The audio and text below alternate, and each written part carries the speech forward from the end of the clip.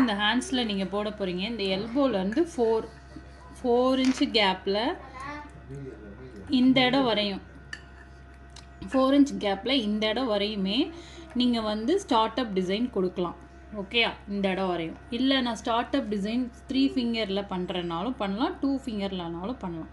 எதனால் finger measurement அப்படின்னா, same அந்த சைடு ஹேண்ட்ஸில் போடும்போது உங்களுக்கு ஈஸியாக இருக்கும். 2 சைடு ஒரே மாதிரி இருக்கிறதுக்காக தான் இந்த மெஷர்மெண்ட் பண்ணுறோம். ஸோ நான் ஃபஸ்ட்டு இங்கே ஒரு ஸ்டார்ட் அப் டிசைன் கொடுத்துக்கிறேன். இப்போ நம்ம 4 ஃபிங்கருக்கு கரெக்டாக பாருங்கள், இந்த 4 ஃபிங்கர் அளவுக்கு நான் ஒரு ஸ்டார்ட் அப் டிசைன் வந்து கொடுத்துருக்கேன். வித் பார்டரோடையே நான் வந்து கொடுத்துருக்கேன்.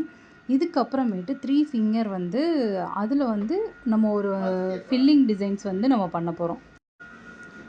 இப்போ அந்த 3 ஃபிங்கர் கேப்பில் வந்து நான் ஃபில்லிங் டிசைன்ஸ் வந்து பண்ணிட்டேன். ஃபஸ்ட்டு 4 ஃபிங்கர், அடுத்து 3 ஃபிங்கர், நெக்ஸ்ட்டு வந்து நான் அதை 4 ஃபிங்கராக பிடிச்சிக்கிறேன்.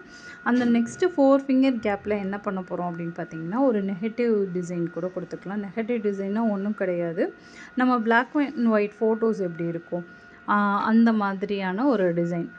ஒரு இடத்துல டார்க்காக இருக்கும், ஒரு இடத்துல லைட்டாக இருக்கும். அதுதான் நெகட்டிவ் டிசைன். ஸோ அந்த நெகட்டிவ் டிசைனை நான் ஃபில் பண்ணிக்கிறேன். இப்போ வந்து என்ன பண்ணியிருக்கேன் அப்படின்னு பார்த்தீங்கன்னா, 4 ஃபிங்கரில் பார்டர் வித் எலஃபண்ட் ஒரு நெகட்டிவ் டிசைன் மாதிரி கொடுத்து வச்சுருக்கேன்.